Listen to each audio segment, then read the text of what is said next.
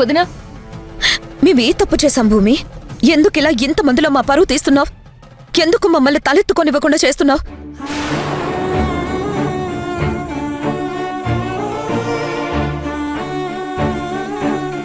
నువ్వు చేసే పనులకి ఎందుకు మీ కోడలు ఇలా చేస్తుందని అందరూ అడుగుతూ ఉంటే ఏం సమాధానం చెప్పాలో మాకు అర్థం కావట్లేదు.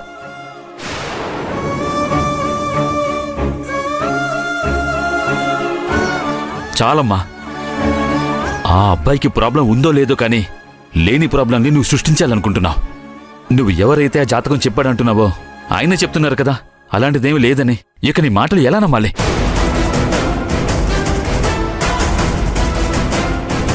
ఇంకెవరి మాటలు నమ్మాల్సిన అవసరం లేదు బావా.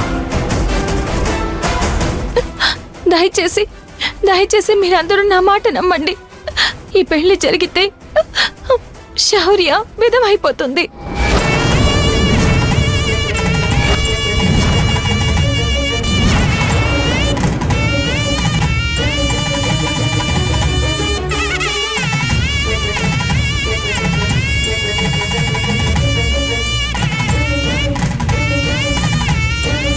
ఎందుకు సుజాత గారు అలా జాతకాలను నమ్మి ఒక అమ్మాయి జీవితం నాశనం చేయాలనుకుంటున్నారు?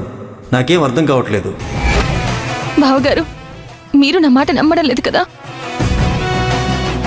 సరే, ఈయనంటే అబద్ధం చెప్పారు. ఎవరైతే అరవింద్కి ట్రీట్మెంట్ చేస్తున్నారో ఆ డాక్టర్నే ఇక్కడికి పిలిపిస్తాను.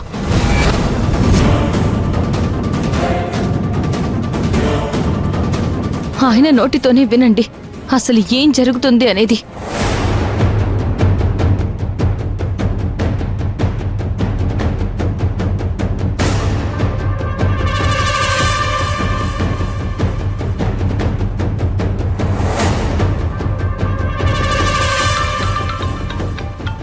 ఏంటమ్మా మళ్ళీ కాల్ చేసావు? రండి డాక్టర్. మీరు ట్రీట్మెంట్ చేస్తున్న అరవింద్ తనకి జబ్బుందన్న విషయం దాచిపెట్టి ఈ పెళ్లి చేసుకుంటున్నాడు.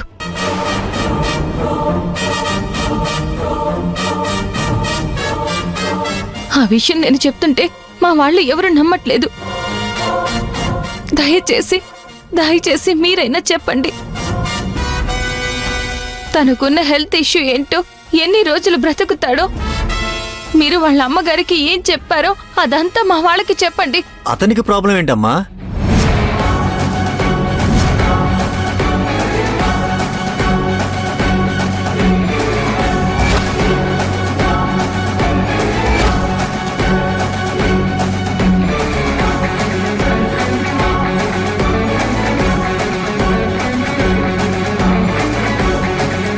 అదేంటి డాక్టర్ గారు, ట్రీట్మెంట్ చేస్తుంది మీరే కదా, అతనికి జబ్బు ఉంది కదా, మీరే కదా నాతో ఈ విషయాన్ని చెప్పారు. లేకపోతే నాకెలా తెలుస్తుంది? భలే దానివమ్మా. అసలు ఆ విషయం నీతో నేనెప్పుడు చెప్పాను? నువ్వు నన్నెప్పుడు కలిసావు?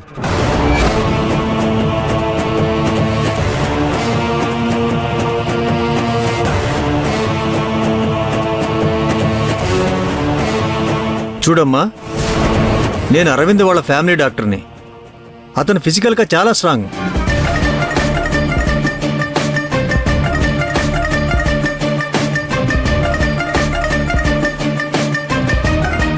అతన్ని పట్టుకుని క్యాన్సర్ అది అంటున్నావేంటమ్మా? నువ్వేమైనా డాక్టర్ కోర్స్ చేసావా?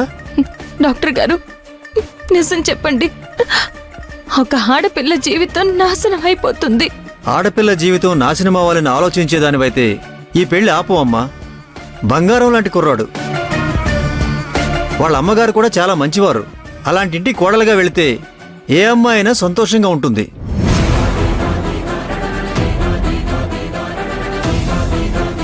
మరి నువ్వు ఇలా ఇదంతా చెప్పి ఈ పెళ్లి ఎందుకు ఆపేయాలనుకుంటున్నావో నాకైతే అర్థం కావట్లేదు.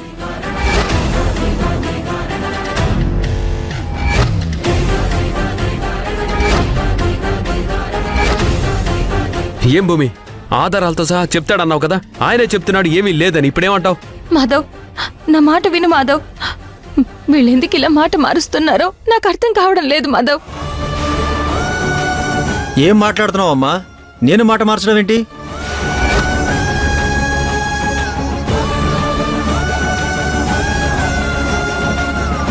డాక్టర్ గారు, మీకు పుణ్యం ఉంటుంది. మీరు కూడా ఇలా మాట్లాడితే ఎలా? ఒక డాక్టర్ వృత్తిలో ఉండి కూడా ఇలా అబద్ధాలు చెప్తారా? మీరు చెప్పే అబద్ధానికి ఒక ఆడపిల్ల జీవితం నాశనం అయిపోతుంది. అసలు ఎవరమ్మా నువ్వు? నేను ఉన్న విషయమే చెప్తున్నాను.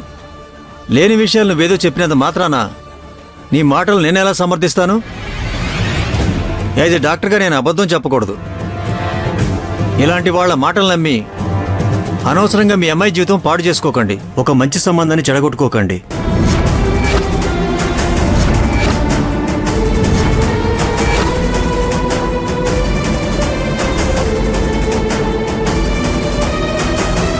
ఏం మనిషి అమ్మా నువ్వు? అసలు ఎందుకు పగబట్టినట్టు ఇలా ప్రవర్తిస్తున్నావు? జ్యోతిష్ కూడా అన్నావు, ఇప్పుడు డాక్టర్ గారు అంటున్నావు, మళ్ళీ ఇంకెవరో అంటావు. ముహూర్తం దాటిపోయేదాకా ఇలా ఎవరో ఒకరిని తీసుకొస్తూనే ఉంటావా?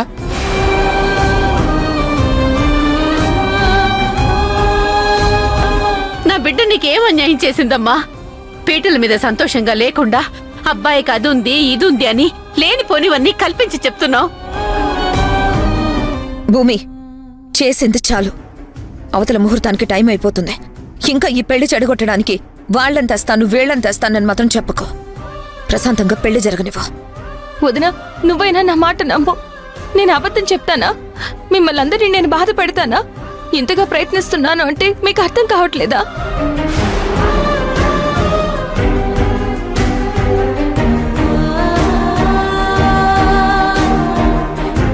నాతో ఇది సమస్య అని చెప్పిన వాళ్ళే ఇప్పుడు ఏమీ లేదు అంటున్నారు. అంటే అంటే అంటే తిను డబ్బులతో వీళ్ళందరినీ మేనేజ్ చేసింది వదినా.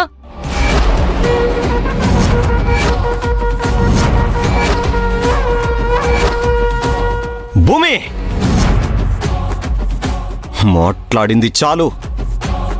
పెళ్ళంటే 10 మంది సంతోషంగా ఉండాలి, కానీ నువ్వు చేస్తున్న పనులకి ఒక్కరి మొహంలో కూడా సంతోషమే లేదు.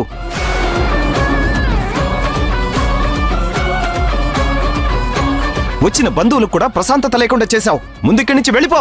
బావగారు, వెళ్ళు.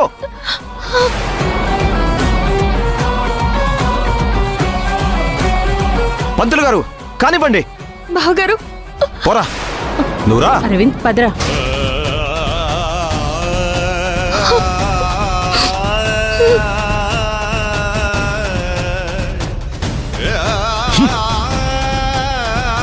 కూర్చో. పంతులు గారు కానివ్వండి. ఎందుకు వీళ్ళ అబద్ధం చెప్తున్నారు? వీళ్ళే కదా నాకు ఇవన్నీ చెప్పింది. ఇప్పుడు ఎందుకు మాట మారుస్తున్నారు? ఇంతలో ఏం జరిగి ఉంటుంది? ఇప్పుడు ఈ పెళ్లి ఎలా ఆపాలి?